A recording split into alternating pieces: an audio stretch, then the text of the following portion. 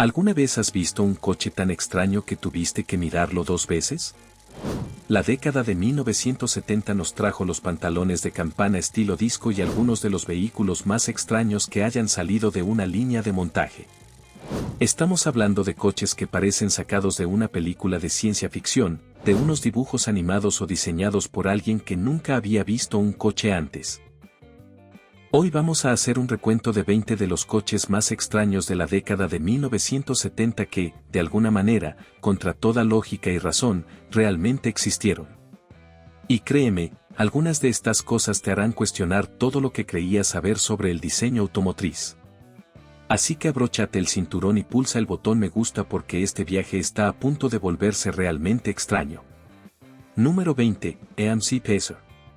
El AMC Pacer parecía una pecera sobre ruedas, y no es una exageración. Cuando American Motors Corporation presentó este vehículo en 1975, la gente literalmente no sabía qué pensar. El coche era más ancho que alto. Neymar, piensa en eso por un segundo. Tenía más vidrio que un invernadero y el 37% de su superficie total eran ventanas. Los diseñadores lo llamaron el primer automóvil pequeño y ancho, lo que es como llamar a algo el primer helado caliente. No tiene sentido, se suponía que el Pacer revolucionaría el diseño automotriz con su cabina en forma de burbuja y una postura increíblemente ancha que lo hacía parecer como si se estuviera fundiendo con la carretera. Pero aquí viene la parte realmente extraña. Originalmente lo diseñaron para un motor rotativo que nunca se materializó. Entonces, metieron un enorme motor de 6 cilindros en línea debajo de ese capó corto. El resultado fue un coche que se manejaba como un barco, tenía un consumo de combustible terrible y parecía sacado de los supersónicos. La puerta del pasajero era incluso 4 pulgadas más larga que la puerta del conductor para facilitar el acceso al asiento trasero. Porque aparentemente la simetría era opcional en los años 70. A pesar de venderse razonablemente bien inicialmente, con más de 145,000 unidades en su primer año, el Pacer se convirtió en el blanco de bromas durante décadas. Wayne's World presentó uno de ellos, consolidando su estatus como uno de los coches más raros jamás fabricados. Sin embargo, de alguna manera, este extraño automóvil ha desarrollado hoy en día un culto entre los coleccionistas que pagan mucho dinero por ejemplares bien conservados de lo que una vez fue considerado el automóvil más feo de Estados Unidos. Número 19, Brooklyn SV1. Malcolm tuvo un sueño. Quería construir el coche deportivo más seguro del mundo. Lo que en realidad construyó fue el SV1, que significaba Vehículo de Seguridad 1. Y no era ni especialmente seguro ni tampoco un coche deportivo. Esta monstruosa puerta de ala de gaviota llegó al mercado en 1974 y confundió inmediatamente a todos los que la vieron. El cuerpo estaba hecho de fibra de vidrio acrílica unida a un marco de acero, lo que suena a alta tecnología hasta que te das cuenta de que el acrílico se agrietaría, se desvanecería y, en general, se desmoronaría si lo miraras mal. Las puertas WIM pesaban alrededor de 100 libras cada una. Funcionaban con sistemas hidráulicos que fallaban con frecuencia y los conductores llevaban soportes de madera para mantenerlos abiertos. Imagínate llegar a una cita y tener que calzar un tablón de 2x4 debajo de la puerta. Esto es romance al estilo de los años 70. El coche venía en solo 5 colores, que Bricklin llamó colores de seguridad. Todos ellos eran increíblemente brillantes y llamativos. Las proporciones estaban completamente desfasadas, con una nariz que parecía demasiado larga y una parte trasera que parecía aplastada. Fue como si alguien hubiera descrito un coche deportivo por teléfono y esto fue lo que se le ocurrió al diseñador. Solo se fabricaron 2.854 antes de que la empresa se declarara en quiebra en 1975. La calidad de construcción era tan mala que a veces los trabajadores se olvidaban de instalar componentes completos. Algunos coches salían de fábrica sin bocina, otros sin luces de marcha atrás. Las separaciones entre los paneles eran tan desiguales que no había 2 coches exactamente iguales. Hoy en día, encontrar piezas de repuesto es casi imposible, y la mayoría de los ejemplares que sobreviven han sido modificados en gran medida solo para seguir funcionando.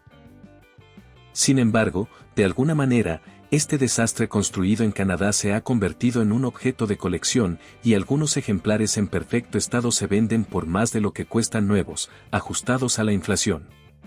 Número 18. Catron Assam. El Catron Assam fue un ejemplo de ingeniería francesa en su forma más gloriosamente complicada.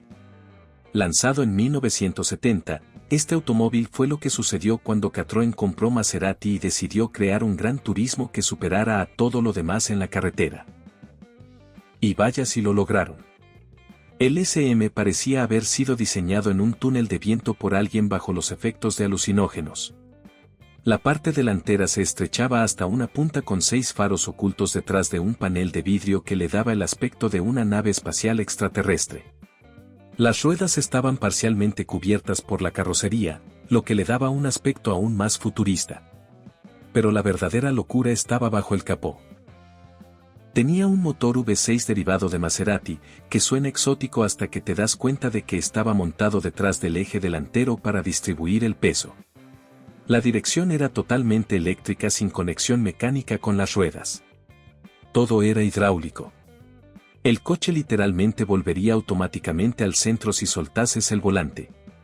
La suspensión era el famoso sistema hidroneumático de Citroën, lo que significaba que el coche subía y bajaba como si respirara. Los limpiaparabrisas con sensor de lluvia se adelantaron décadas a su tiempo. Los faros pivotantes giraban junto con el volante. Todo en este coche era innecesariamente complejo. El SM requería un fluido hidráulico especial que costaba más que el champán.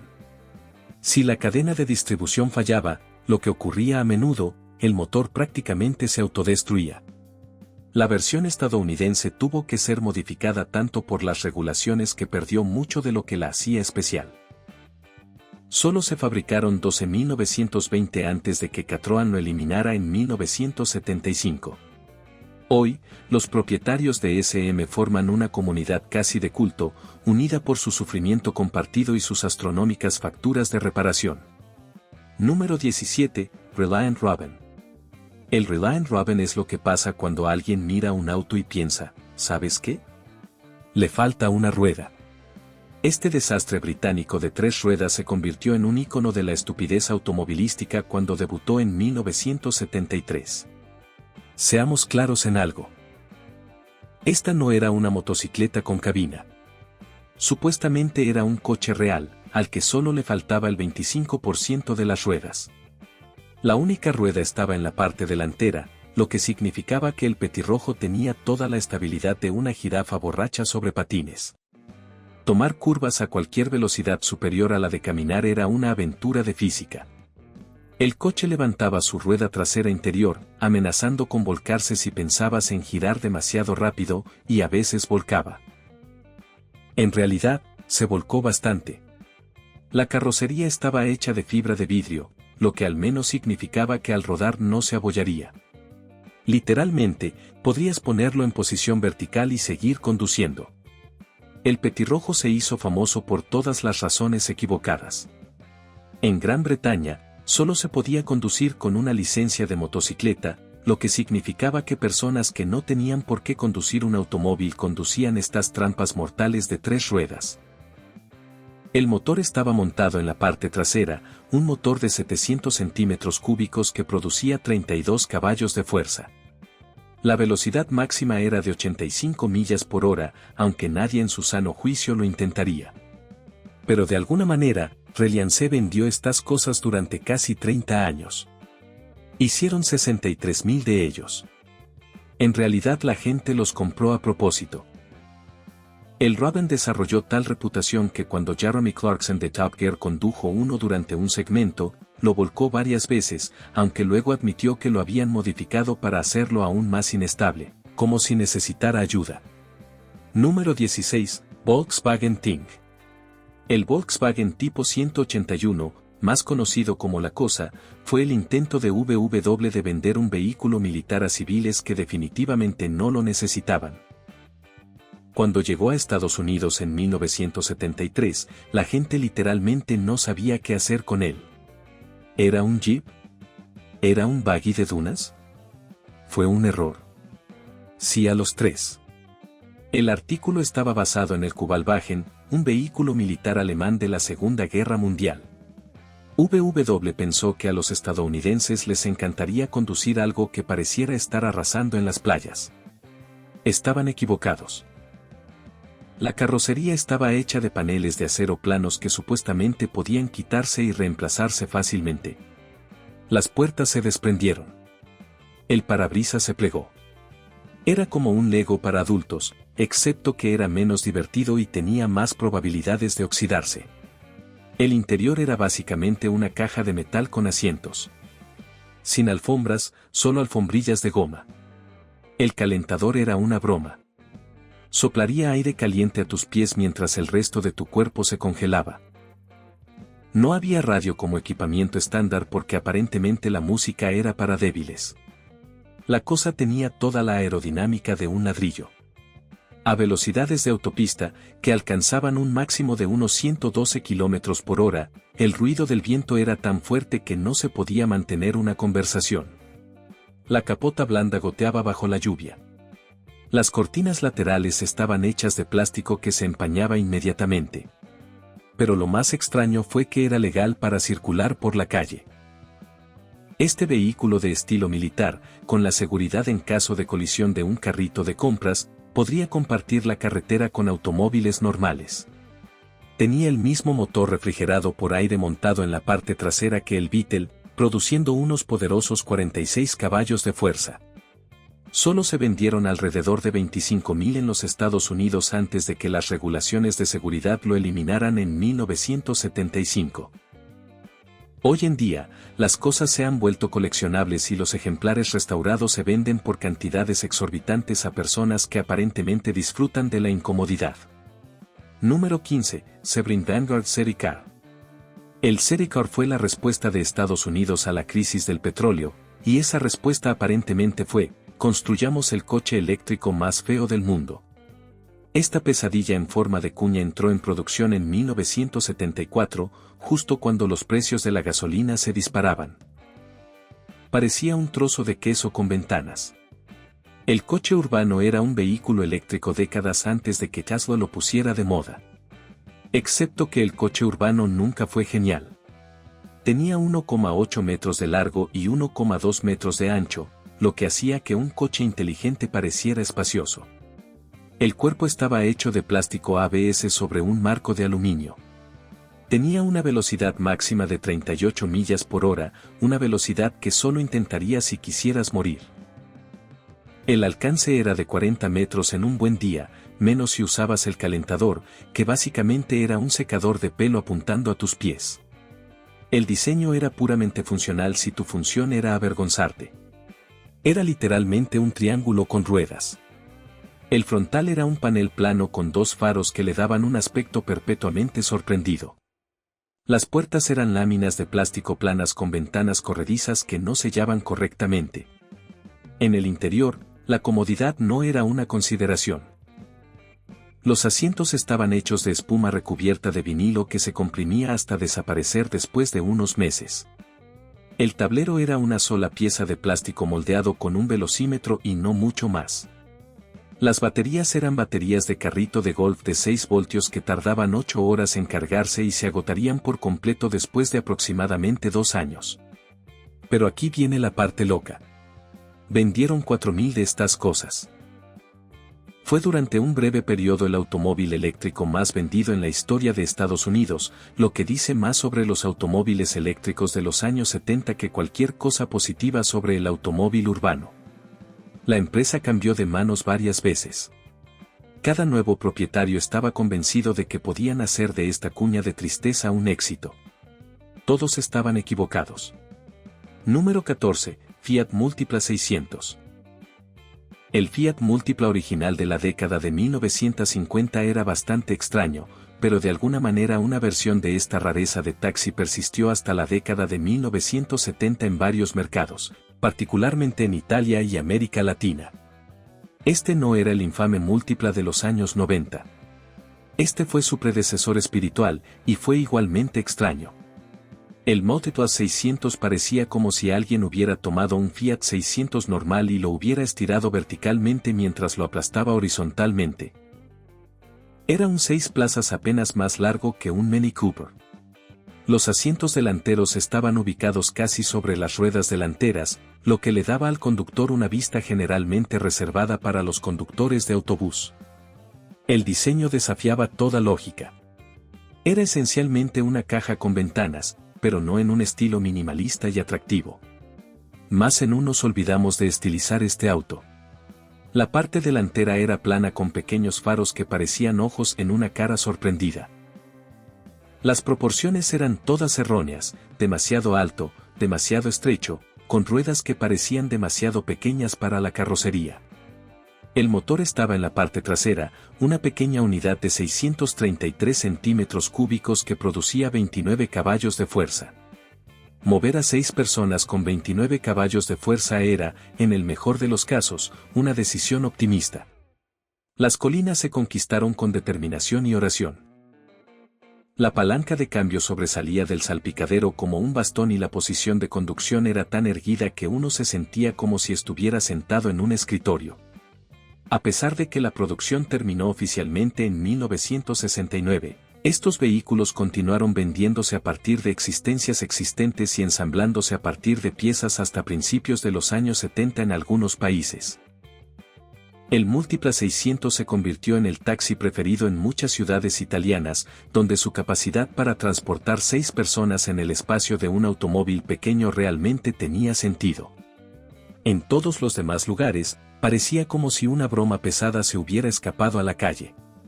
Número 13. Matra sin cabida. El Matra sin cabida Akira era un automóvil deportivo francés con una característica completamente loca. 3 asientos en la parte delantera, no 2 asientos y un asiento auxiliar en el medio. 3 asientos reales. Porque aparentemente los franceses decidieron que los coches deportivos eran demasiado antisociales. Lanzado en 1973, el Vaquero recibió su nombre de la pantera del libro de la selva, aunque parecía más una cuña de fibra de vidrio que un gran felino. La configuración de 3 asientos no tenía precedentes en un coche deportivo. El asiento del medio estaba ligeramente desplazado hacia atrás para que el conductor y el pasajero del medio no se golpearan los codos al cambiar de marcha. Se comercializó como un automóvil deportivo en el que podías llevar a tu familia, siempre que ésta fuera muy delgada y no le importara la intimidad. La carrocería era de fibra de vidrio sobre un chasis de acero, y todo estaba propulsado por un motor Cima montado detrás de los asientos. El diseño era puro, 7 en cuña, con todos los ángulos y faros escamoteables. Parecía rápido estando quieto, lo cual era bueno porque no era particularmente rápido cuando se movía. El motor de 1,3 le producía 80 caballos de fuerza que necesitaban mover a 3 personas y sus codos. Pero lo realmente extraño fue cómo lo comercializaron. Matra en realidad sugirió que esto era perfecto para una pareja con un niño porque el niño podía sentarse en el medio. Imagínate ser ese niño apretado entre sus padres en un auto deportivo de baja altura. Probablemente se mareó en el auto mientras papá intentaba demostrar que aún era joven. El interior era una sinfonía de plástico y vinilo con un tablero que parecía diseñado con una regla y nada más. La palanca de cambios estaba entre el conductor y el pasajero del medio, lo que facilitaba los cambios y el ejercicio y la invasión del espacio personal. Solo se fabricaron 47. 800 antes de que Matra lo reemplazara por el aún más extraño Marini en 1980. Número 12. Subaru 360. El Subaru 360 llegó a Estados Unidos en 1968 y permaneció hasta principios de los años 70 como uno de los automóviles más inapropiados jamás vendidos a los consumidores estadounidenses. No era solo pequeño, era microscópicamente diminuto en una tierra de enormes V8 y yates terrestres. Consumer Reports lo calificó como inaceptable después de probar la reseña más condenatoria en la historia de la revista. El 360 tenía 10 pies de largo. Un Mini Cooper moderno es 1,20 metros más largo. Pesaba menos de 1000 libras. Las puertas eran tan delgadas que uno podía apoyarlas al apoyarse en ellas. El auto entero costó 995 pesos nuevo, lo que parece una ganga hasta que te das cuenta de lo que no estabas recibiendo. El motor era un bicilíndrico de 2 tiempos de 356 centímetros cúbicos que producía una potencia teórica de 25 caballos. Sonaba como una motosierra furiosa y producía suficiente humo como para empañar un pequeño vecindario. Había que mezclar el aceite con la gasolina como en una cortadora de césped.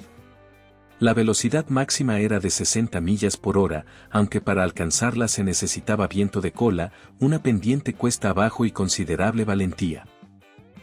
Supuestamente el estilo estaba inspirado en el Volkswagen Beetle, si este hubiera estado demasiado tiempo en la secadora. Tenía ojos saltones, una cara pellizcada y un cuerpo que parecía hecho de latas recicladas. La ventana trasera se partió en 2 secciones sin motivo aparente. Los parachoques eran esencialmente tiras cromadas decorativas que se arrugaban si las mirabas mal. Dentro había espacio para 2 adultos si eran muy pequeños y muy buenos amigos.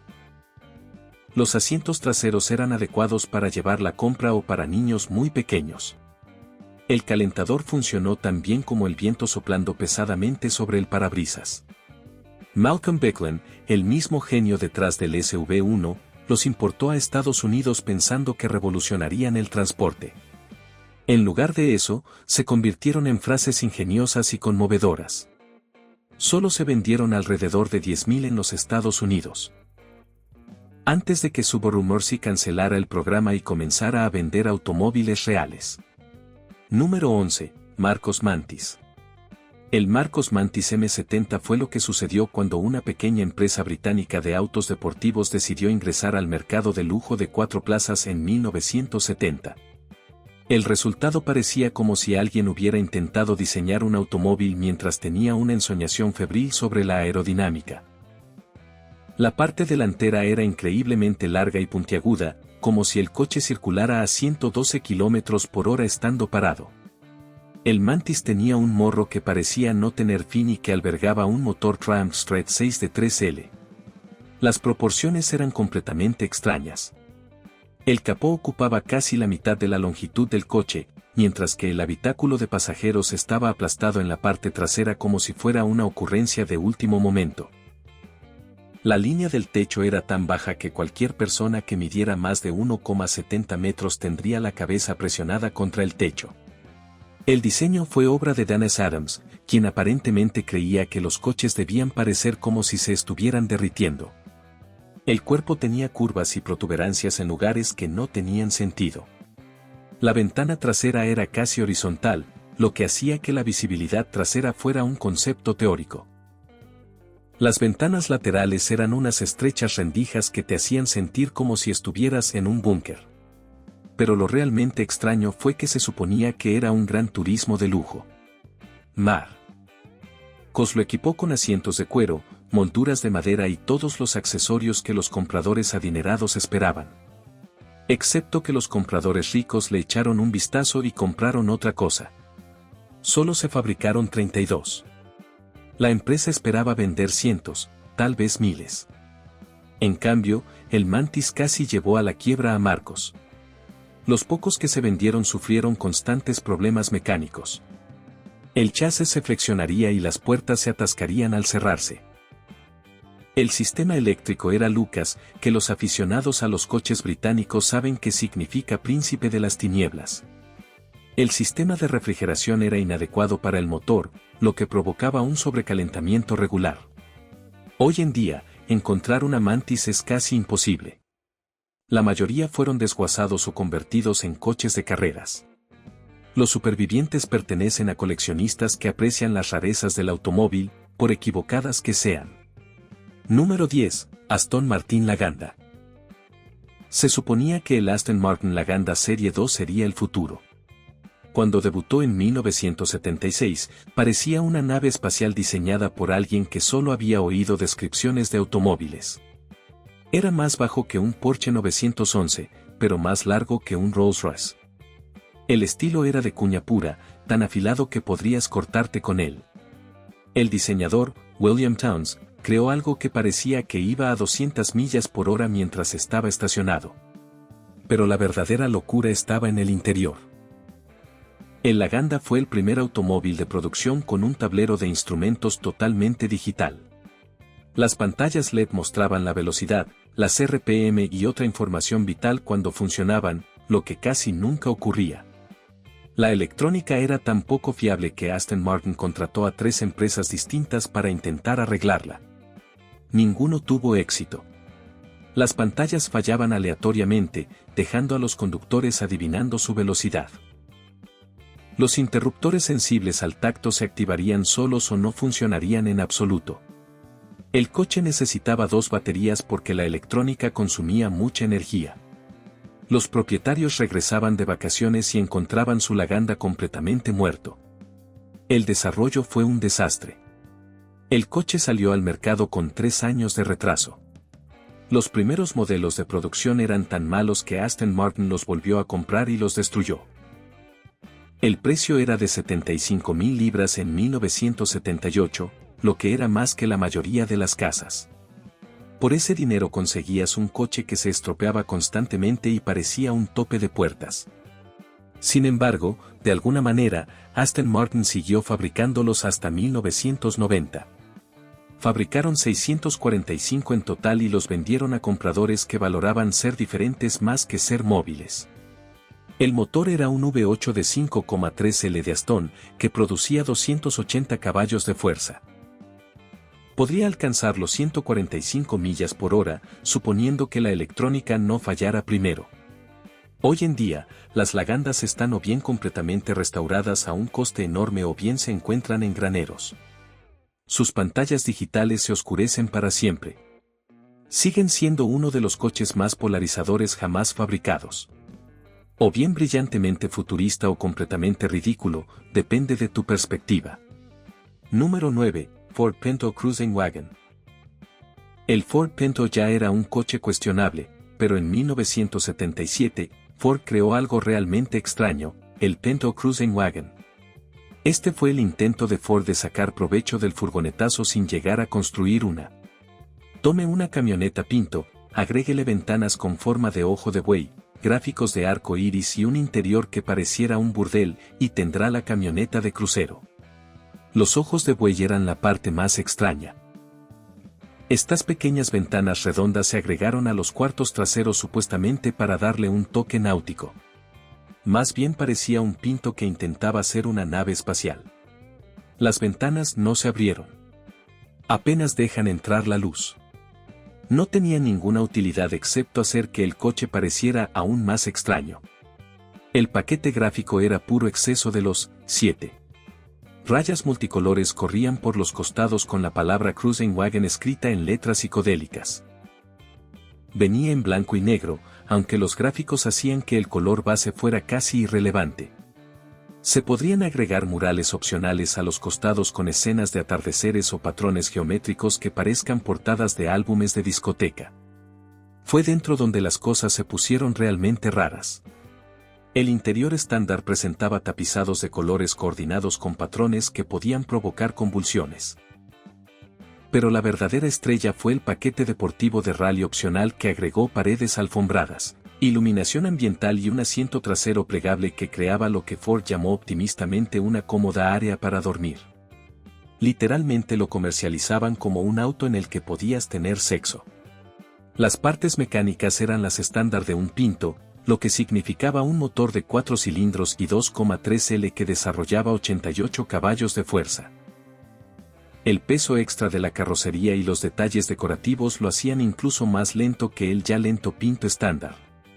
Y por supuesto, seguía siendo un Pinto, con todos los problemas de incendio que ello implica. Solo se fabricaron alrededor de 4.000 vehículos de crucero en un periodo de 2 años. Hoy en día son objetos de colección, principalmente porque representan todo lo excesivo y equivocado del diseño automotriz de los años 70. Número 8. Triumph TR7. El eslogan de marketing del Triumph TR7 fue un anticipo de lo que vendría después. Si eso era cierto, el futuro iba a ser muy cuneiforme. Cuando se lanzó en 1975, el TR7 no se parecía a ningún otro vehículo en la carretera. Fue diseñado por Harris, quien aparentemente solo poseía herramientas de dibujo triangular. El coche era básicamente un coche con puertas batientes y faros escamoteables. El perfil era tan extremo que la parte delantera apenas estaba a 30 centímetros del suelo, mientras que la parte trasera era comparativamente enorme. Parecía como si estuviera haciendo un caballito permanente. El diseño fue tan controvertido que, según se informa, los ejecutivos de Bredeshland lo odiaron, pero de todos modos siguieron adelante porque ya habían gastado el dinero para el desarrollo. Se suponía que el TR-7 salvaría a Triumph. En cambio, casi mató a la empresa.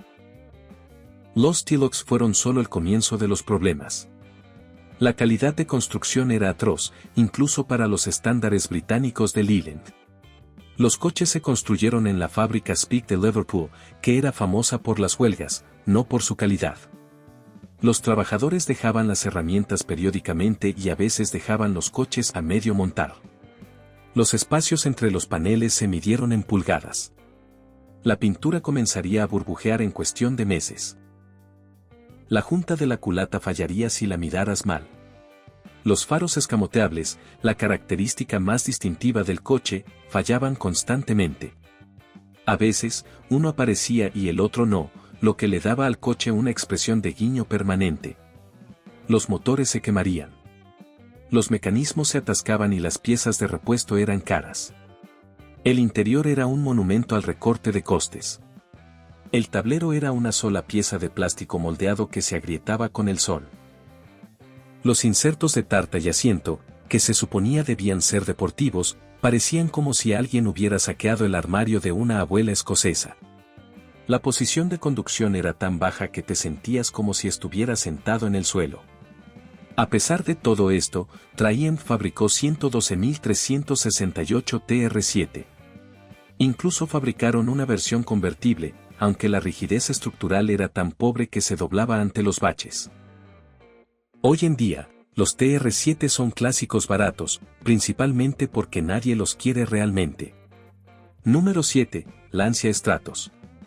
El Lancia Stratos era un coche de rally que de alguna manera llegó a ser homologado para circular por la calle. Cuando apareció en 1973, parecía algo de otro planeta. La distancia entre ejes era más corta que la de un Mini Cooper moderno, pero era más ancha que la de la mayoría de los coches deportivos. El resultado fue un coche que parecía como si lo hubieran pisoteado. El Stratus fue diseñado por Bordenese Martel Gandini exclusivamente para rally. El parabrisas era una ranura estrecha que envolvía la cabina como una visera. Las puertas se abrieron para revelar umbrales tan anchos que había que trepar por encima de ellos. Una vez dentro, la visibilidad era tan mala que para aparcar había que tener fe y un buen seguro. La carrocería estaba hecha de fibra de vidrio recubierta de un marco espacial de acero.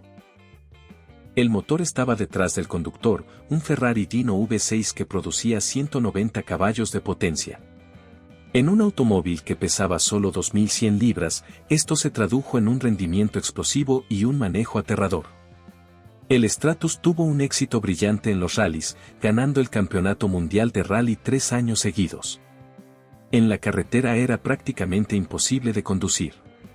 El embrague era lo suficientemente pesado como para provocar calambres en las piernas. La dirección era tan directa que cualquier imperfección de la carretera se transmitía directamente a tus manos. El motor era lo suficientemente ruidoso como para causar daños auditivos permanentes. El interior era mínimo.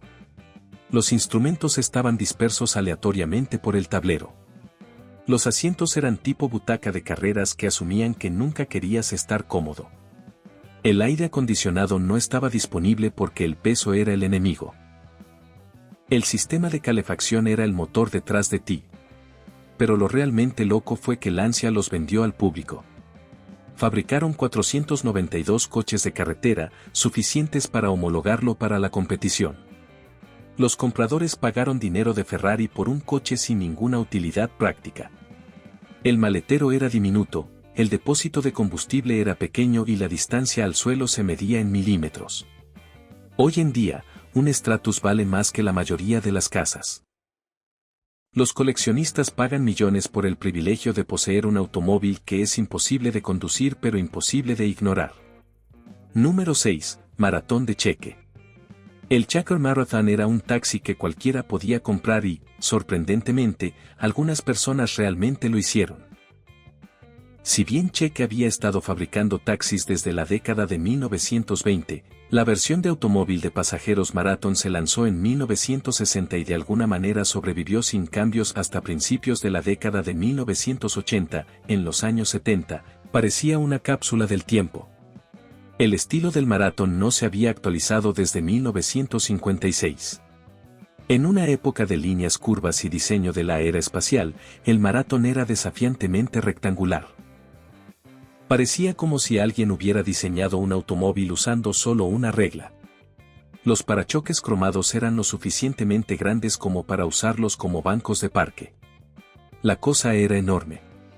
Con 225 pulgadas de largo, era más grande que la mayoría de los SUV modernos. El asiento trasero tenía suficiente espacio para las piernas para que los jugadores de la NBA pudieran estirarse. El maletero podía albergar varios cuerpos, lo que en la Nueva York de los años 70 probablemente se consideraba un atractivo comercial. El interior fue diseñado para la durabilidad, no para la comodidad. Vinilo por todas partes, alfombrillas de goma y un salpicadero que parecía el de un vehículo comercial, porque así era. Pero aquí viene la parte extraña. Cheque lo comercializó como un automóvil familiar para personas que querían el máximo espacio y no les importaba el estilo. Se vendieron alrededor de 5.000 versiones para pasajeros a lo largo de la década de 1970. Los compradores eran típicamente excéntricos que valoraban la practicidad por encima de todo lo demás o personas que realmente odiaban el cambio. Se podía pedir como sedán, familiar o incluso como aerobús de 6 puertas con capacidad para 12 personas. Los motores eran unidades Chevrolet estándar, ya sea un 6 en línea o un V8. El rendimiento fue, en el mejor de los casos, tranquilo. El manejo era como pilotear una barcaza. El ahorro de combustible se midió en galones por milla. El Marathon nunca cambió porque Cheque no podía permitirse actualizarlo. Siguieron construyendo el mismo coche año tras año, como si fuera el día de la marmota automovilístico. Cuando Cheque finalmente detuvo su producción en 1982, el diseño tenía 26 años. Hoy en día, los maratones de taxis no convencionales son raros y coleccionables, propiedad de personas que aprecian la terquedad automovilística. Número 5, Volvo 66. El Volvo 66 fue lo que sucedió cuando la sensata empresa sueca heredó un automóvil holandés profundamente extraño y decidió seguir vendiéndolo. Cuando Volvo compró DF en 1975, adquirieron el DAF 66 y su extraña transmisión continuamente variable. En lugar de matarlo, le pusieron el logotipo de Volvo y siguieron fabricándolo. La transmisión variométrica fue la parte extraña. En lugar de engranajes, utilizaba correas de goma y poleas como una moto de nieve. No hubo ningún cambio. Simplemente pisaste el acelerador y el coche se encargó del resto. Emitía un ruido constante que sonaba como si el coche estuviera en constante apuro. Pero aquí viene la parte realmente extraña. El coche podía ir tan rápido marcha atrás como hacia adelante. Esto no fue un error. Era una característica. En los Países Bajos se celebraron campeonatos de carreras inversas específicamente para los modelos DAF y Volvo 66. Imagínese explicarle eso a su compañía de seguros. El 66 parecía como si alguien hubiera intentado actualizar un diseño de los años 60 con los ojos vendados. La parte delantera estaba volvoizada con una parrilla diferente, pero el resto era completamente sordo, alto, estrecho y torpe. Parecía como si hubiera sido diseñado por un comité, y ese comité nunca se había reunido. La calidad de construcción también era extraña. Algunas piezas se construyeron según los legendarios estándares de Volvo, mientras que otras eran componentes viejos y desechados que fallarían si estornudaba cerca de ellos. El resultado fue un automóvil que, al mismo tiempo, estaba sobrediseñado y subconstruido. El interior era una mezcla de practicidad sueca y peculiaridad holandesa. Los asientos eran cómodos, pero estaban cubiertos con una tela que parecía sacada del sofá de una abuela. El tablero de instrumentos era lógico, pero estaba hecho de plástico que se desgastaría y agrietaría en cuestión de meses. Volvo fabricó el 66 hasta 1980, vendiéndolo principalmente en Europa, donde la gente aceptaba mejor las rarezas automovilísticas. La producción total fue de unas 150.000 unidades. Hoy en día, encontrar uno fuera de los Países Bajos es casi imposible, y encontrar a alguien que sepa cómo arreglar la transmisión variomática es aún más difícil. Número 4. Toyota FJ555. El Toyota FH55 Land Cruiser, apodado Iron Pig, fue el intento de Toyota de hacer que su robusto todoterreno fuera más apto para toda la familia. El resultado parecía un coche fúnebre preparado para circular fuera de carretera. Cuando apareció en 1967 y funcionó hasta 1980, era lo más extraño que había fabricado Toyota. El apodo de cerdo de hierro no era cariñoso, era descriptivo. El FJ55 era feo de una manera que parecía deliberada. La parte delantera era del antiguo FJ40, pura función y nada de forma. Pero desde el parabrisas se veía una caja cuadrada que parecía diseñada por alguien que solo había oído descripciones de camionetas familiares. Las proporciones estaban todas equivocadas. Era lo suficientemente alto como para necesitar una escalera, pero no lo suficientemente alto como para permanecer de pie dentro. Las ventanas eran enormes paneles planos que convertían el interior en un invernadero en verano. Las puertas traseras del granero se abrieron para revelar un área de carga que de alguna manera era enorme y estrecha al mismo tiempo.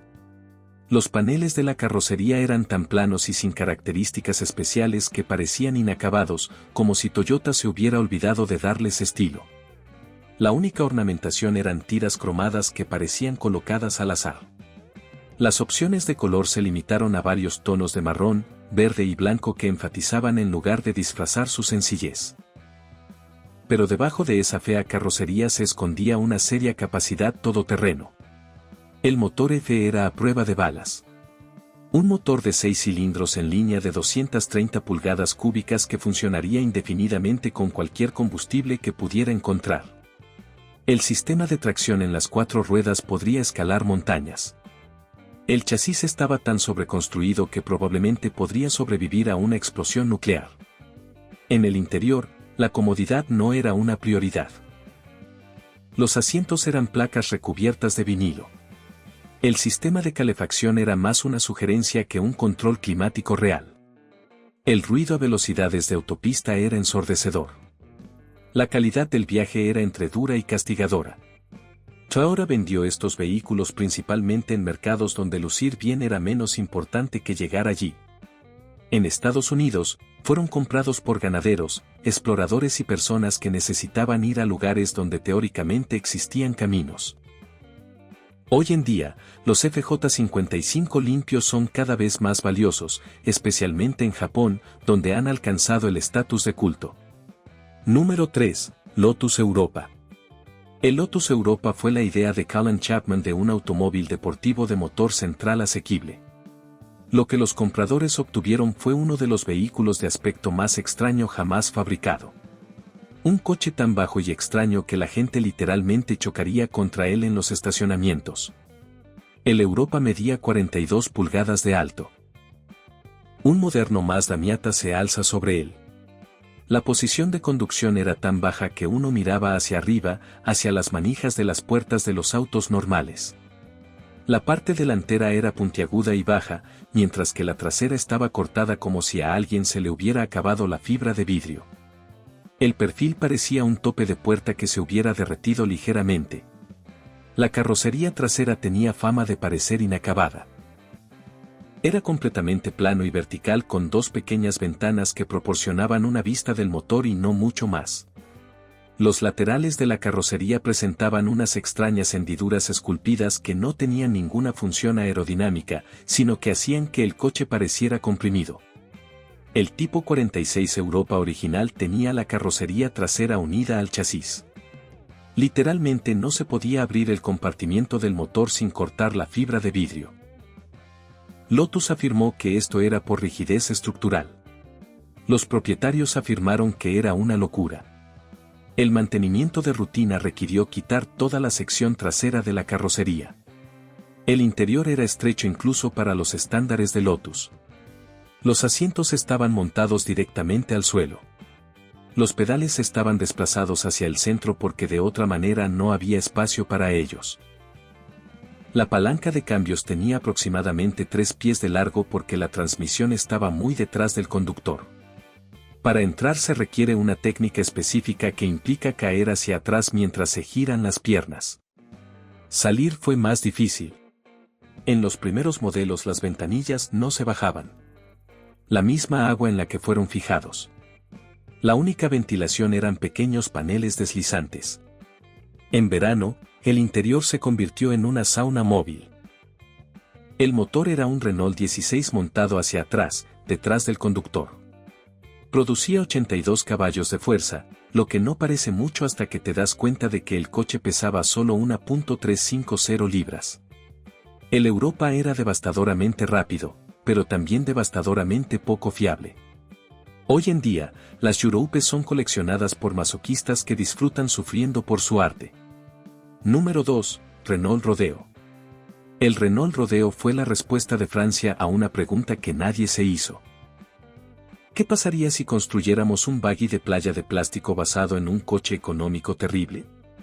Lanzado en 1970, este vehículo de ocio era tan extraño. O que incluso los franceses lo consideraban raro. El Rodeo estaba basado en el Renault 4 o 6 según el modelo, pero con una carrocería de plástico que debía parecer robusta y divertida. Más bien, parecía un coche de juguete que había estado expuesto al sol demasiado tiempo. Los paneles de plástico fueron moldeados para simular una capota de lona y una estructura de puerta, con cremalleras y broches falsos que en realidad no hacían nada. El cuerpo fue fabricado por ACL, una empresa que normalmente fabricaba barcos, lo que podría explicar por qué el Rodeo parecía haber escapado de un puerto deportivo. El plástico era tan fino que se podía ver a través de él bajo la luz solar intensa. Se desvanecería, se agrietaría y, en general, se desintegraría si lo miraras mal.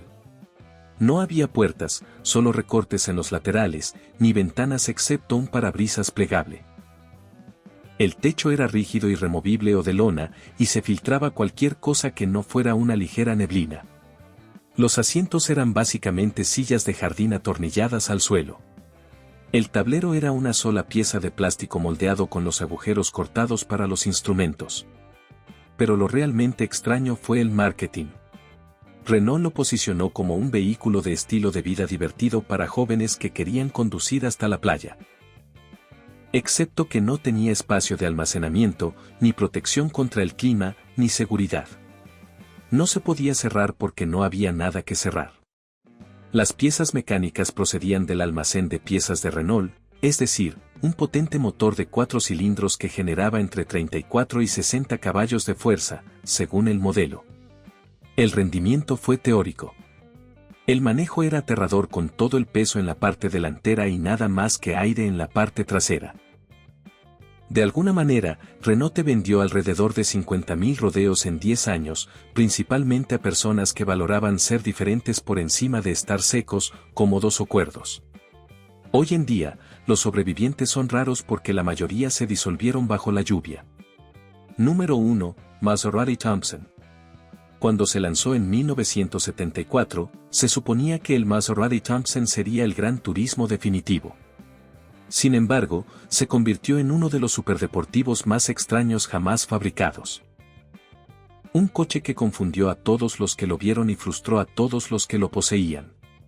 El Thompson fue diseñado por Berto y se notó. La parte delantera era bastante convencional, pero la parte trasera no se parecía a nada de lo que había en la carretera. Tenía un enorme panel de vidrio entre las luces traseras que dejaba ver la llanta de repuesto. Sí, Maserati pensó que la gente quería ver su rueda de repuesto. Esta no era una ventana pequeña. Era una enorme pieza de vidrio que convertía la rueda de repuesto en un elemento de diseño. Las luces traseras eran unas extrañas unidades horizontales que parecían robadas de una nave espacial. El perfil también era extraño, con una línea de techo que parecía demasiado alta y una cubierta trasera de proporciones extrañas. pero lo realmente extraño fue el tablero asimétrico. Los instrumentos estaban alojados en un compartimento orientado hacia el conductor, mientras que el pasajero no recibía nada. La consola central también estaba desplazada, creando un interior que parecía como si hubiera sido ensamblado a partir de dos autos diferentes. El volante era ajustable, pero no de la forma habitual. Se movía hacia adentro y hacia afuera, hacia arriba y hacia abajo, pero también en ángulos que no tenían sentido ergonómico. Algunas posiciones colocan el volante directamente delante de los instrumentos, bloqueando la visión del velocímetro. El sistema BAC estaba accionado hidráulicamente porque aparentemente el aire acondicionado normal no era lo suficientemente complicado para Maserati. La bomba hidráulica también accionaba la dirección, los frenos y los faros delanteros. Cuando fallaba, lo que ocurría a menudo, se perdía todo de una vez. El motor era un V8 de 4,9L que producía 320 caballos de fuerza, lo que suena impresionante hasta que te das cuenta de que el coche pesaba más de 4.000 libras. El rendimiento era adecuado, pero no excepcional. El manejo fue descrito como desafiante, lo que los periodistas automotrices llaman aterrador. Maserati construyó solo 430 Thompson en 8 años. Cada uno fue construido a mano, lo que suena exclusivo hasta que te das cuenta de que significaba que no había dos autos exactamente iguales. Es posible que algunas piezas de un Thompson no encajen en otro. Hoy en día, los Thompson son valiosos, pero problemáticos. Son hermosas desde algunos ángulos, extrañas desde otros y caras desde todos los ángulos. Los costos de restauración a menudo exceden el valor del automóvil, pero los coleccionistas aún los buscan porque simplemente no hay nada igual. Y ahí lo tienes. Son 20 desastres automovilísticos más de la década de 1970, la década en la que los diseñadores de automóviles aparentemente tiraron por la borda las reglas y posiblemente su cordura. Desde trampas mortales de 3 ruedas hasta tableros digitales que nunca funcionaron, estos autos demuestran que solo porque puedas construir algo no significa que debas hacerlo. ¿Alguna vez has visto uno de estos desastres rodantes en la naturaleza? ¿O mejor aún, tu familia realmente tenía uno? Déjanoslo saber en los comentarios a continuación y te prometemos que solo te juzgaremos un poco. Si disfrutaste de este viaje a través de la locura automovilística, no olvides darle me gusta y suscribirte para disfrutar de más viajes al pasado. Y recuerda, no importa lo malo que sea tu auto, al menos no es un robo independiente. Gracias por mirar y nos vemos la próxima vez. ¿Qué pasaría si te dijera que Buick, la marca que tu abuelo asociaba con el lujo sensato, alguna vez construyó autos tan extraños que hacían que las pinturas de Salvador Dalí parecieran razonables? No estamos hablando de decisiones de diseño ligeramente extrañas aquí. Estamos hablando de coches con cubiertas de burbujas, cámaras de televisión en lugar de espejos y pantallas táctiles antes de que Apple existiera. Hoy vamos a contar los 10 coches más raros que Buick haya fabricado jamás. Y créeme, cuando lleguemos al número 1, nunca volverás a mirar ese Buick en la entrada de la casa de tu vecino de la misma manera. Entonces, presiona el botón me gusta. Si estás listo para conocer algunas rarezas automovilísticas, suscríbete para disfrutar de más locuras automovilísticas olvidadas. Y sumerjámonos en los sueños febriles del departamento de diseño de Buick. Número 10. Buick Wildcat Concept de 1985. En 1985, alguien en Buick aparentemente vio Blade Runner demasiadas veces y decidió, ¿sabes qué? Construyamos eso. El concepto de Wildcat no era simplemente extraño. Fue la crisis de la mediana edad de Buick manifestada en fibra de vidrio y delirio. Se suponía que esto sería un anticipo del futuro del diseño de Buick. En lugar de eso, anticipó lo que sucede cuando a los diseñadores se les da una libertad creativa ilimitada y no se les realizan pruebas de drogas en absoluto. El Wildcat tenía pasos de rueda expuestos, no guardabarros ni extensiones de carrocería anchas. Las ruedas literalmente sobresalían de la carrocería como si el coche llevara su esqueleto por fuera.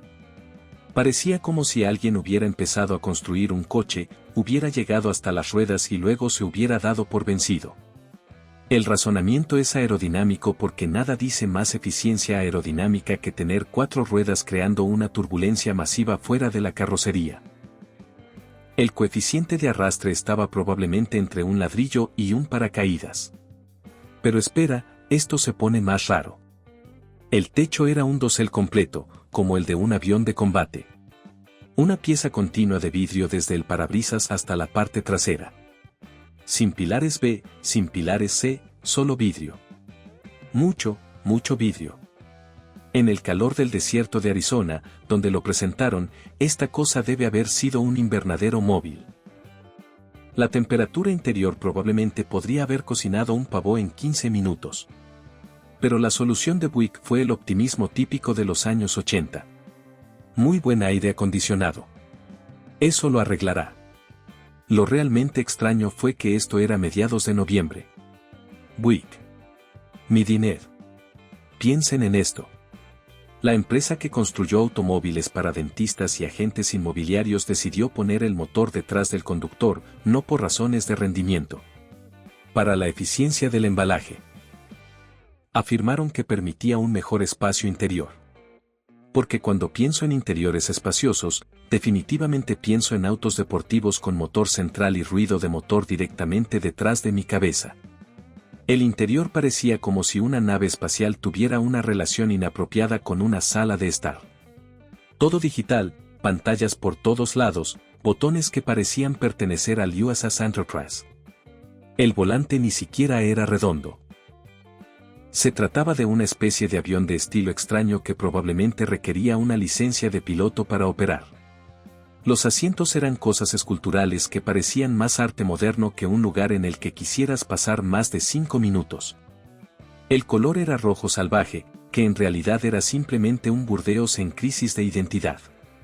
Todo el auto pesaba 4.000 libras de que hubiera pasado si, y por qué no, sin tener en cuenta en absoluto deberíamos.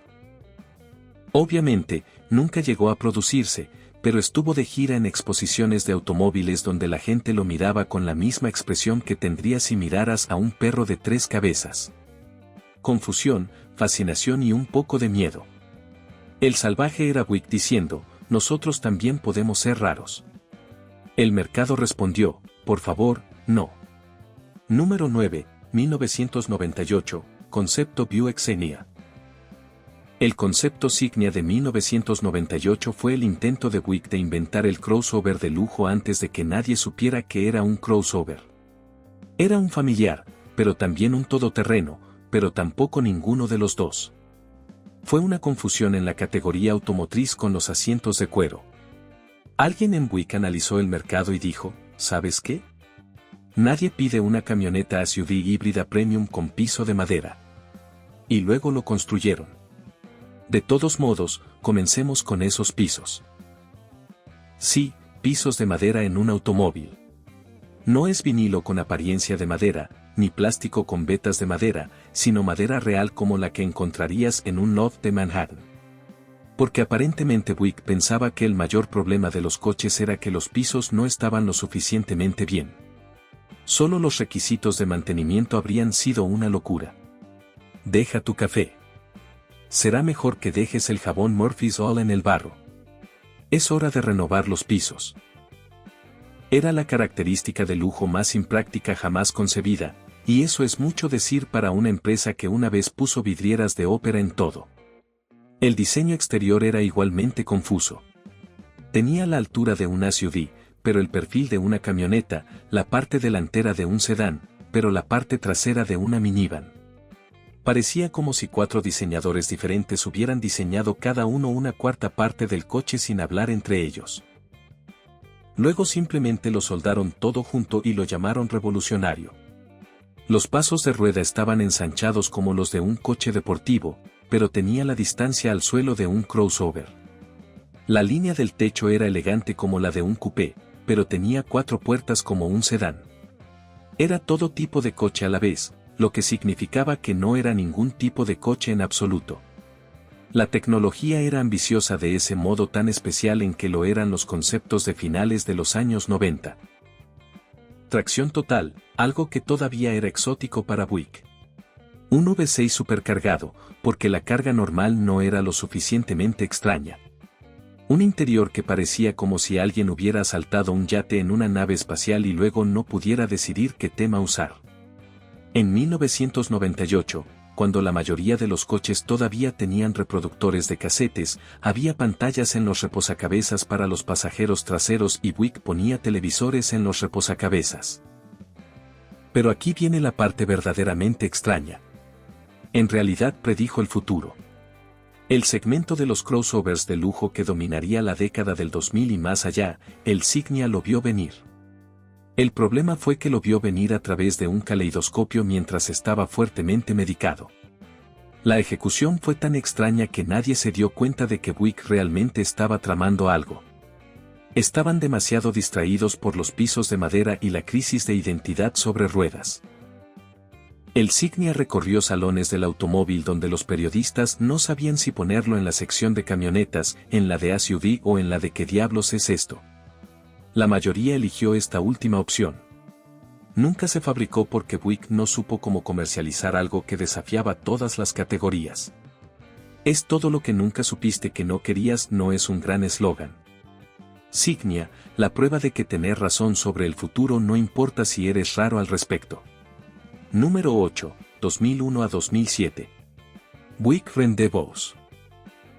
El encontronazo fue lo que ocurrió cuando Buick miró el Pontiac Aztek y dijo, podemos empeorarlo. No intencionalmente peor. Estaban tratando de hacerlo mejor. Fracasaron espectacularmente. El punto de encuentro era el gemelo fraternal de los aztecas, compartían la misma plataforma, la misma ingeniería básica y el mismo malentendido fundamental de lo que los humanos encuentran visualmente aceptable. El diseño era especial. Imagínese una minivan que se avergüenza de ser una minivan, por lo que se pone ropa de SUV, pero se olvida de quitar la minivan que hay debajo.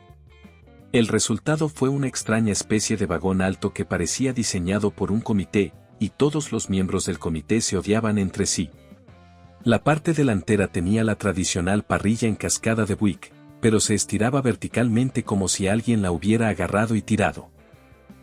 Los faros delanteros parecían eternamente sorprendidos, como si el propio coche no pudiera creer que existía. El revestimiento del cuerpo fue el verdadero crimen contra la humanidad. Plástico gris por todas partes, sin colores que combinen, sin una textura atractiva, solo plástico gris aplicado como una armadura automotriz que no protegía nada excepto la reputación de Buick de ser aún peor. Llegaba hasta la mitad de las puertas, creando un efecto bitono que hacía que el coche pareciera que llevaba camareros.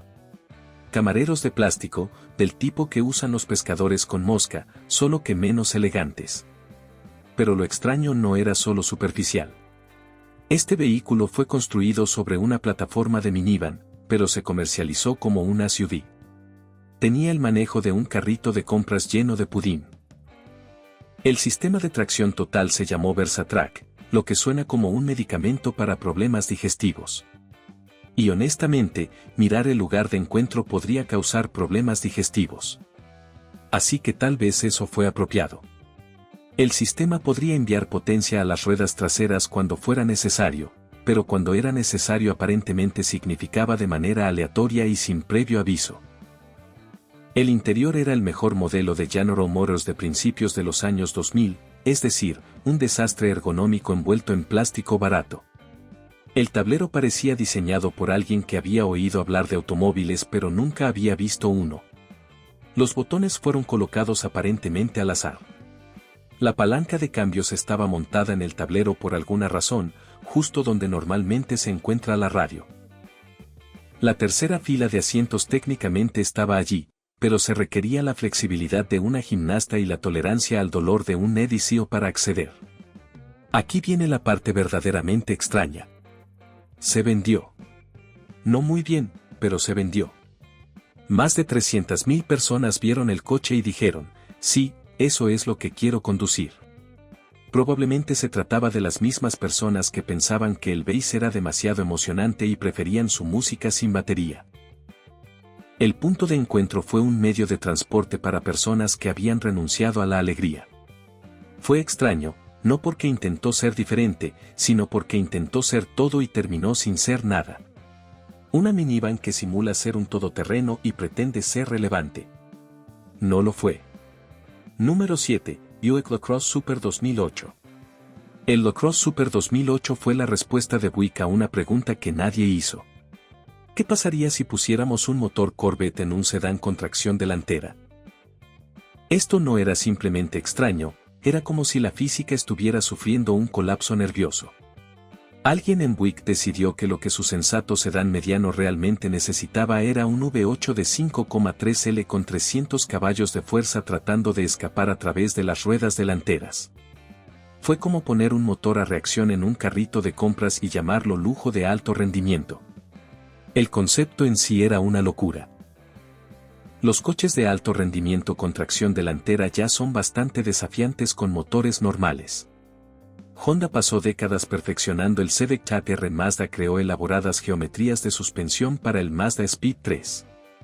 La solución de Buick. Simplemente mete un enorme V8 allí y espera lo mejor. El torque de la dirección era tan violento que podía cambiar de carril sin la intervención del conductor. Las señales de giro eran opcionales porque de todos modos el coche te llevaba a donde quisiera ir. El motor era el LS4 del Corvette y Trailblazer SS 300 caballos de fuerza y 323 libras-pie de torque. Todo pasa por las ruedas delanteras. Todo ello. La transmisión era automática de 4 velocidades porque aparentemente Buick pensó que 5 o 6 velocidades serían un lujo. 4 fue suficiente. 4 marchas hacia adelante para ofrecer una dirección de torque volcánico de formas nuevas y emocionantes. La suspensión fue ajustada deportivamente, lo que en el lenguaje de Buick significaba que la hicieron un poco más rígida y dieron por terminado el asunto. Todavía se manejaba como una cama de agua con ruedas, solo que una cama de agua más firme. El control de suspensión magnético del Corvette no está aquí. Vectorización de par sofisticada, no. Diferencial de deslizamiento limitado. ¿Por qué necesitarías eso? La solución de Buick para manejar 300 caballos de fuerza a través de las ruedas delanteras fue esencialmente buena suerte y agarrarse fuerte. El estilo era sutil hasta el punto de ser invisible a menos que notaras la pequeña insignia Super o los tubos de escape dobles. Parecía exactamente igual a cualquier otro LaCrosse, lo que significaba que parecía sacado de una flota de coches de alquiler que se especializaba en decepcionar a viajeros de negocios. Las ruedas eran de 18 pulgadas, lo que era deportivo para Buick, lo que significa que eran las que todos los demás usaban 5 años antes. El interior tiene algunas insignias increíbles y asientos de cuero porque nada dice rendimiento como insignias pequeñas y una cubierta de vaca muerta. El resultado fue un coche que podía acelerar de 0 a 60 millas por hora en 5,7 segundos mientras intentabas arrancarte el volante de las manos. Fue rápido en línea recta, suponiendo que pudiera mantenerlo en línea recta. Fue el equivalente automovilístico de una broma pesada. Aquí tiene su sensato sedán Buick, señor. Por cierto, tiene 300 caballos de fuerza y tendencias homicidas. Solo se vendieron alrededor de 3.000 en 2 años, en su mayoría a personas que no entendían la física o disfrutaban activamente luchando con sus coches. La super prueba de LaCrosse, que aunque puedas hacerlo no significa que debas hacerlo. Número 6, 1971 a 1976, Buick State Wagon. La camioneta familiar no solo era grande. Fue catastróficamente, hilarantemente, imposiblemente grande. Este era un coche que necesitaba su propio código postal. Con 233 pulgadas de largo y 79 pulgadas de ancho, era menos un vehículo y más un desarrollo inmobiliario móvil. Pero el tamaño no era lo extraño. Lo raro fue el portón trasero. Oh, ese portón trasero. General Motors lo llamó el portón trasero Glidiabay, lo que suena como algo sacado de un menú de tratamientos de spa. Era un diseño tipo concha en el que la ventana trasera se retraía hasta el techo y el portón trasero caía hasta el piso.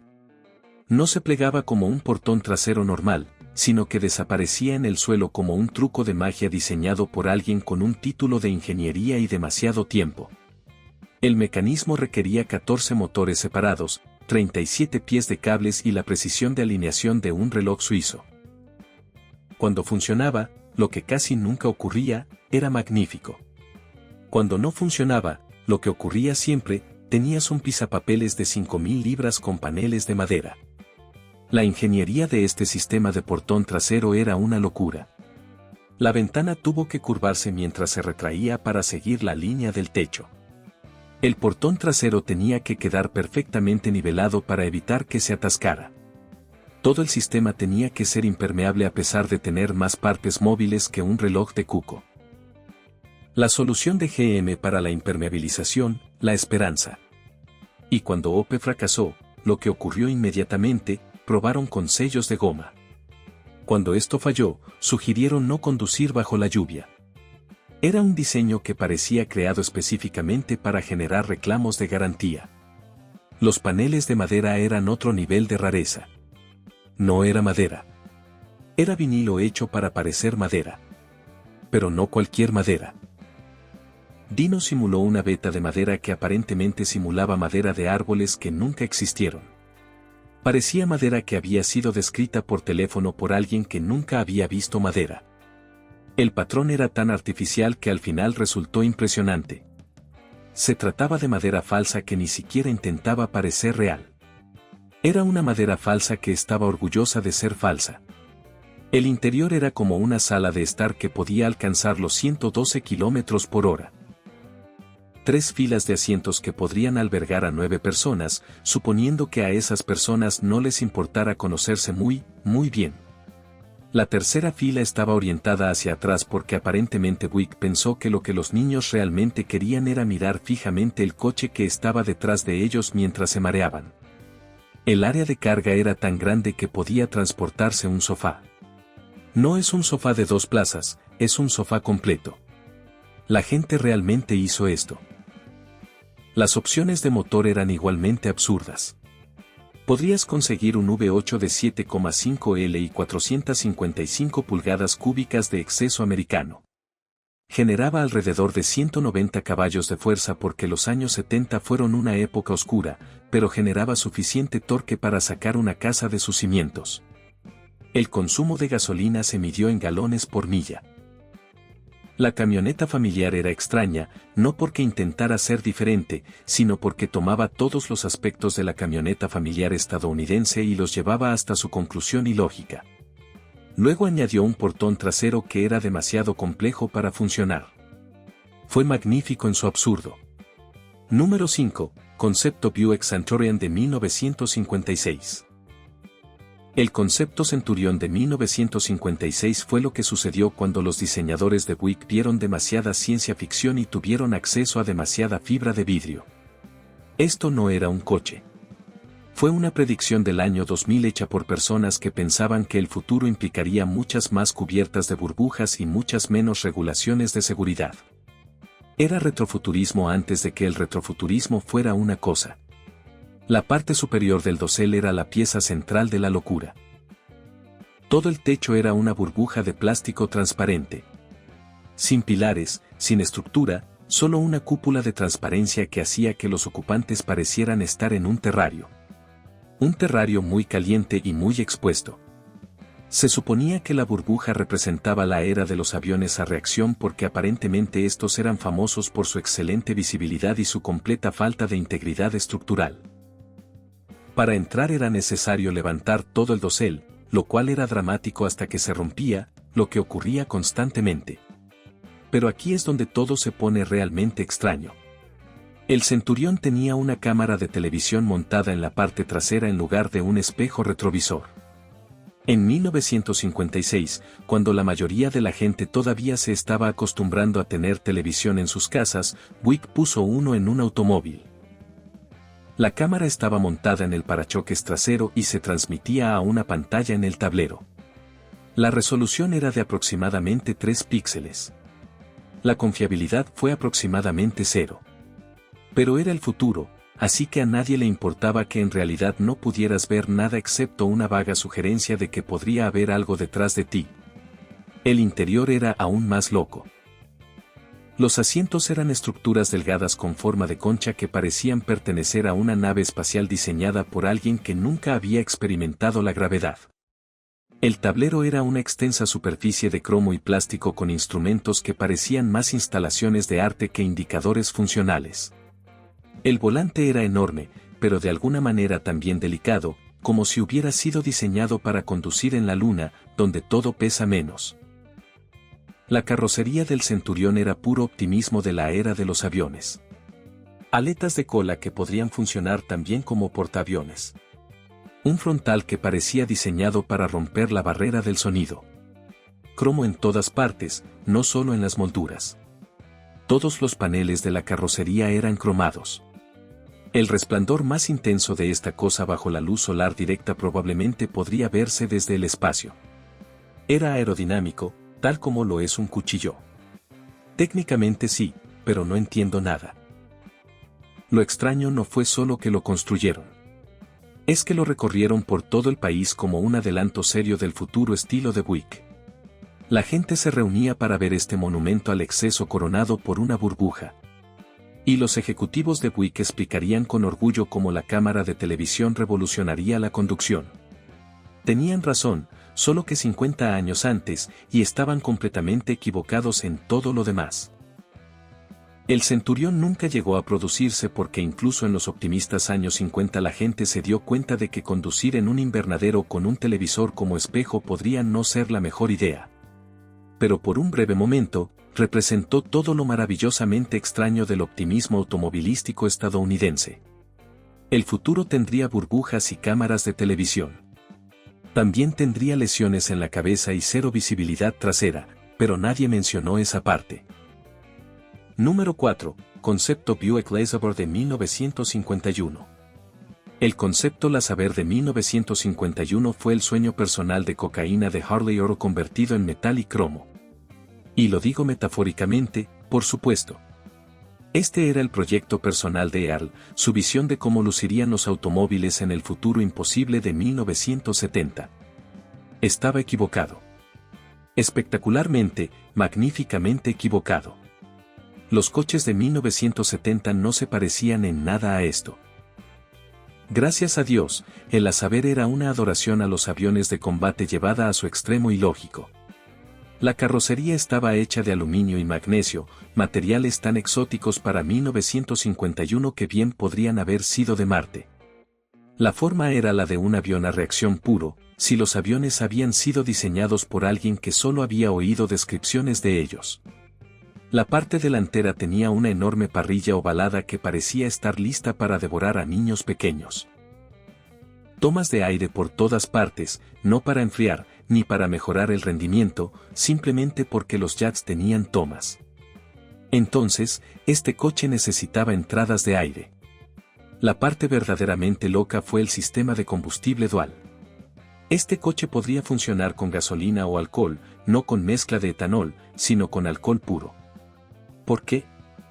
Porque los aviones de carreras usaban alcohol. Y este era básicamente un avión que se quedó en tierra por cortesía. El motor era un V8 sobrealimentado con cabezas de aluminio, lo que en 1951 era como tener un teléfono inteligente en la edad de piedra. 335 caballos de fuerza desde 215 pulgadas cúbicas. Cifras que no se igualarían en ningún auto de producción durante décadas. Pero espera, esto se pone más raro. El LeSabre tenía una capota convertible con sensor de lluvia. En 1951, un sensor detectaría la humedad y levantaría automáticamente la tapa. Esto ocurrió 60 años antes de que se volviera común en los automóviles de lujo. El problema es que no podía distinguir entre la lluvia, un lavado de autos, alguien derramando una bebida, el rocío de la mañana o una humedad superior al 70%. La parte superior subía y bajaba aleatoriamente como si estuviera poseída por el fantasma de las malas ideas. El interior era lo que sucedería si en una cabina de avión y en una sala de estar hubiera un bebé criado por extraterrestres. El tablero envolvía al conductor con instrumentos que parecían más arte moderno que indicadores funcionales. El velocímetro subió a 150 millas por hora por optimismo. Los asientos eran unos extraños híbridos de banco y cubo que no proporcionaban ni la comodidad de un banco ni el soporte de los cubos. Eran lo peor de ambos mundos. Envuelto en cuero que probablemente proviene de vacas espaciales. El sistema de calefacción se controló termostáticamente en 1951. Podía mantener una temperatura constante independientemente de las condiciones exteriores. También pesaba alrededor de 200 libras y ocupaba la mitad del maletero, pero ¿quién cuenta? La radio estaba oculta detrás de un panel que se deslizaba eléctricamente al presionar un botón. Como abrir la puerta manualmente para la radio era cosa de campesinos, el asaber tenía ventanas y asientos eléctricos y todo lo demás era eléctrico. Probablemente tenía más motores eléctricos que un Tesla, solo que utilizados de forma menos eficiente. Harley Earl condujo este vehículo como su automóvil personal durante años. Imagínese ver esta nave espacial llegando a una tienda de comestibles de los años 50. Estaba pintado de un color llamado verde azul metálico, que se veía diferente dependiendo del ángulo y la iluminación. A veces azul, a veces verde, a veces un color que no tenía nombre porque no existía en la naturaleza. El asaber era extraño, no porque intentaba ser diferente, sino porque intentaba ser el futuro. Simplemente se equivocó en cuanto a lo que querría el futuro. Espectacularmente y maravillosamente equivocado. Número 3. Buick Job 1938. El Job de 1938 no era solo extraño, era el extraño original. Podría decirse que este fue el primer concept car del mundo, el prototipo de todas las rarezas automovilísticas que vendrían después. Harley Earl lo creó como su vehículo personal, lo que explica muchas cosas. Cuando el hombre que inventó el concept car construye la máquina de sus sueños, obtiene algo que parece diseñado en otro planeta, donde las leyes de la física son más bien sugerencias. El nombre en sí era extraño. Trabajo Y, no trabajo X o trabajo Z, Job. La I proviene de la industria de la aviación, donde los aviones experimentales se llamaban I-planes porque aparentemente Earl pensaba que los autos y los aviones eran básicamente lo mismo, solo que con diferentes actitudes sobre la altitud. Esta convención de nombres no tenía sentido para un automóvil. Pero el sentido común no era una prioridad aquí. El trabajo Y tenía faros ocultos. En 1938, cuando la mayoría de los automóviles tenían faros que sobresalían como ojos de insecto en los tallos, las luces de trabajo blancas estaban ocultas detrás de paneles de la carrocería que se retraían eléctricamente. Esto fue 30 años antes de que esto se pusiera de moda. El mecanismo era tan complejo y poco fiable que Earl tenía que llevar una manivela para abrirlos manualmente cuando los motores fallaban, lo que ocurría siempre. Pero se veía increíble cuando funcionó, lo cual nunca sucedió. Ventanas eléctricas en 1938. Piénselo bien. Cuando la mayoría de la gente todavía usaba la manivela para arrancar sus modelo A, Harley Earl presionaba botones para bajar las ventanas. Los mecanismos de las ventanas eran tan pesados y complejos que probablemente duplicaban el peso del coche. Pero a Earl no le importaba el peso. A él le importaba pulsar botones y ver cómo las cosas se movían eléctricamente. Era básicamente un niño de 12 años con un presupuesto ilimitado y sin supervisión. El estilo era de otra dimensión. La carrocería era más baja y más ancha que cualquier otra en la carretera. Los guardabarros fluyeron hacia la carrocería en lugar de ser piezas atornilladas separadas. No había estribo porque Earl decidió que eran para personas que no sabían cómo subirse correctamente a un automóvil. La parrilla era horizontal en lugar de vertical, lo que en 1938 era como llevar los pantalones al revés. Revolucionario pero confuso. La línea Y tenía 20 pies de largo en 1938, cuando se diseñaron los espacios de estacionamiento para los modelo T. La solución de Earl fue aparcar donde quisiera porque era Harley Earl y las reglas eran para otras personas. El baúl funcionaba eléctricamente porque abrir las cosas manualmente aparentemente estaba por debajo de la dignidad de Earl. También tenía una capota convertible accionada eléctricamente, lo que en 1938 era como tener una nave espacial en un carruaje de caballos. El tablero de instrumentos era una obra de arte, o una locura, posiblemente ambas cosas. Chrome en todas partes. Instrumentos que parecían más joyas que medidores, una radio que estaba oculta detrás de un panel porque las radios visibles aparentemente eran demasiado comunes. El volante era enorme, probablemente porque la dirección asistida aún no existía y Earl necesitaba palanca para girar ese barco de 20 pies. Los asientos eran de cuero, lo cual no era extraño, excepto que eran ajustables eléctricamente. En 1938, cuando la mayoría de la gente todavía se sentaba en bancos de parque con telas, Earl condujo este vehículo todos los días durante años. Imagínate estar en 1941, caminando por la calle y viendo pasar esta nave espacial. Sería como ver un Cybertruck de Tesla en 1890. Tu cerebro ni siquiera lo procesaría correctamente. El trabajo en I fue raro porque fue el primero. Cada extraño concept car que siguió simplemente intentaba capturar lo que Earl hacía naturalmente. Ignora la realidad y construye lo que te dé la gana. Número 2, 1988 a 1991. Buick Ryota. El Ryota fue la crisis de la mediana edad de Buick manifestada en fibra de vidrio y confusión. Un coupé deportivo de 2 asientos de la empresa que fabricaba automóviles para personas que pensaban que la emoción era un nuevo sabor a avena. Esto no fue solo extraño para Buick. Fue extraño para cualquiera. Era un coche hecho a mano, repleto de tecnología, completamente impráctico, que nadie pidió, destinado a compradores que no existían y que utilizaba tecnología que no estaba lista. Fue magnífico en su error. Empecemos con la producción. El Ryota fue construido a mano por Buick.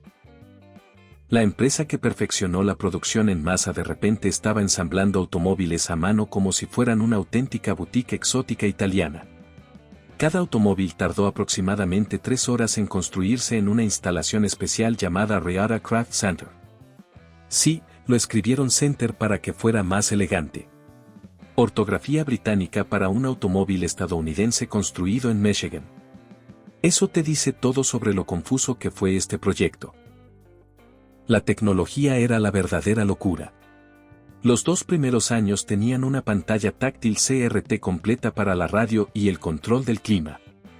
En 1988, cuando la mayoría de la gente todavía estaba descifrando los VCR, Buick puso un monitor de computadora en el tablero. La pantalla era monocromática de color verde, como una antigua terminal de computadora. Tenías que navegar por varios menús para cambiar la estación de radio. Múltiples menús para cambiar la radio. Fue la solución más sofisticada para un problema que no existía. La pantalla CRT era tan problemática que Buick se dio por vencido después de 2 años y volvió a los botones, pero no a los botones normales. Lo reemplazaron con una pared de botones negros idénticos que parecían como si un control remoto de televisión hubiera explotado en el tablero. Había 44 botones en la consola central. 44, algunos estaban etiquetados con abreviaturas crípticas que requerían el manual para decodificarlos. Era menos fácil de usar que la pantalla táctil, lo cual es mucho decir. El estilo era confuso. Parecía un Corvette que había sido descrito por teléfono a alguien que nunca había visto un Corvette. La parte delantera era la típica de Buick, con una parrilla en cascada que parecía fuera de lugar en un coche deportivo. Los faros escamoteables querían ser deportivos, pero terminaron pareciendo sorprendentes. La carrocería era toda curvas y sin aristas, como si alguien hubiera metido un coche normal en un microondas y lo hubiera dejado derretir ligeramente. No era feo, no era hermoso, estaba justo allí. La ingeniería era la típica de piezas especiales de GM. El motor era el quinto 63800 de todos los demás Buick, que generaba 165 caballos de fuerza. En un coche deportivo, 165. El CDK tenía más potencia, pero a Buick no le preocupaba el rendimiento. En realidad, estaban preocupados por algo que nadie sabe con certeza. La Ryota no tenía sentido. Era demasiado caro para los compradores jóvenes, demasiado poco práctico para los compradores mayores, demasiado lento para los entusiastas y demasiado extraño para todos los demás. Solo se construyeron 21.751 en 4 años. Cada uno ensamblado a mano por trabajadores que probablemente se preguntaban qué estaban construyendo y por qué. El Ryota era extraño porque representaba a Buick intentando ser algo que no era, usando tecnología que no entendía para compradores que no existían. Era una terminal de computadora de 2 asientos con una insignia de Buick. El mero hecho de que existiera es una prueba de que a veces las empresas automovilísticas construyen cosas simplemente para ver si pueden. Ellos podrían. No deberían haberlo hecho, pero podrían haberlo hecho. Número 1. Buick Riviera Bobtail de 1971 a 1973. La Riviera de Boale no era solo extraña. Era el cubismo automovilístico tomado forma. Alguien en el estudio de diseño de GM miró un coche normal y dijo, ¿qué pasaría si la parte trasera fuera un barco? Y en lugar de ser despedidos por sugerir algo loco, les dieron un presupuesto de producción. El resultado fue el diseño más polarizador en la historia de Buick. Quizás en la historia del automóvil. Parecía un coche desde el frente y un yate desde atrás. Y de alguna manera eso fue lo menos extraño del asunto. La ventana trasera era la pieza central de la locura. No era una ventana. Era una escultura de cristal que permitía ver hacia afuera. Más o menos. El enorme vidrio trasero envolvía la parte trasera del automóvil de tal manera que creaba más puntos ciegos que visibilidad. Era como mirar a través de una pecera que había sido estirada y retorcida por alguien que odiaba tanto a los peces como a las peceras. La distorsión era tan grave que Buick tuvo que agregar una luz de freno montada en el centro para que la gente pudiera saber cuándo se estaba deteniendo. Pero la forma, esa forma. La parte trasera se estrecha hasta formar una punta como la popa de un barco. De ahí el nombre de cola de barco. Pero no fue una disminución gradual. Era angular, geométrico, como si alguien hubiera intentado dibujar un barco de memoria usando solo una regla. La tapa del maletero era una enorme extensión plana que parecía no tener fin antes de caer de repente en esa extraña parte trasera puntiaguda. Se veía diferente desde todos los ángulos y no de una buena manera, en el sentido de que estoy mirando. El tamaño lo empeoraba todo o lo mejoraba dependiendo de tu tolerancia al absurdo. Esta cosa medía casi 220 pulgadas de largo y 79 pulgadas de ancho. Era básicamente un portaaviones con paredes blancas.